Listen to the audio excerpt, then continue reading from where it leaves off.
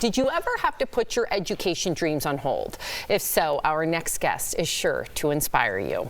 In 1969, Susan MacGregor decided to drop out of college to get married and start a family. For 20 years, she worked different jobs to help make ends meet. She always knew she wanted to go back to school, but moving 18 times over the course of 2 decades made it challenging. Then, at 38, Susan earned her degree in mathematics, and she went on to earn her PhD at 45.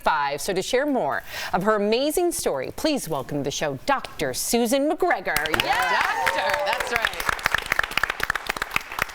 All right, Doc, let's jump right in. So I got to ask you, were people in your life supportive of you going back to college later on in life?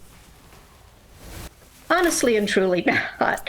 I was a housewife and mom, and I loved being a housewife and mom, and I was constantly touting the value of higher education to my teenagers as they got up.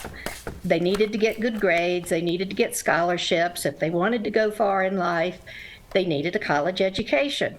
And I think some of that leaked through, it echoed, and so I didn't need external encouragement. I just knew it was something I needed to do.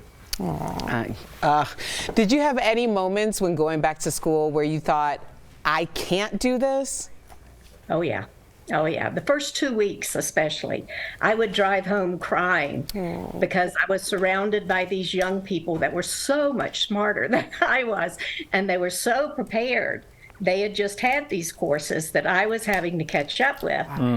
But my graduate advisors, Sandra and Gareth Eaton, helped tutor me to catch me up. And I had another person in my group, Barney Gim, who sat at the computer and helped me catch up, learn how to do stuff that everybody knew how to do. And plus, when I was whining at home, my husband at the time, Jim, practiced tough love and said, Sue, you are always biting off more than you can chew, and somehow you managed to get it done. I'm not going to listen to you. You're not going to quit. You're going to succeed. And I did. Wow. I love that.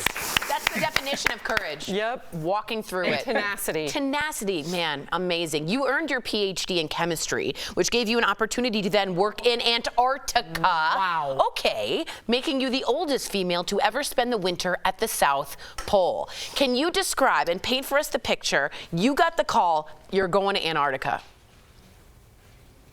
Well, I had my resume online because my previous job was a startup biotech that had gone under. And my last job title was analytical chemist. At the exact same time, the program was looking for an analytical chemist. And when they called, they said, what do you know about the United States Antarctic program? I didn't even know the United States had an Antarctic So a program lot. Right. at that time.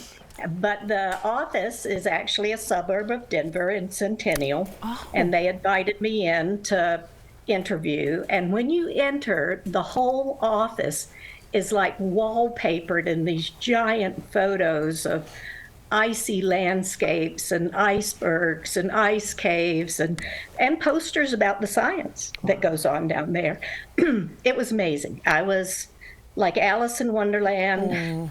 Big eyes, and I knew that I wanted to go. But then there's the challenge of, can you go? Right. You leave your life for 6 months. It's a big decision. Can you set up a lab 10,000 miles away from technical support? It's all stuff I hadn't done. So I was going to a conference for the American Chemical Society the next week, and I put off the decision, went to the conference, talked to everybody I knew to get advice, and to a person, they said, you will regret this the rest of your life if you don't try. So, Wow, you are so inspiring. Susan, honestly, thank you so much for sharing with us today your incredible story, your journey. Congratulations. Amazing. You've done it. You walked the walk. We'll be right back. Thank you.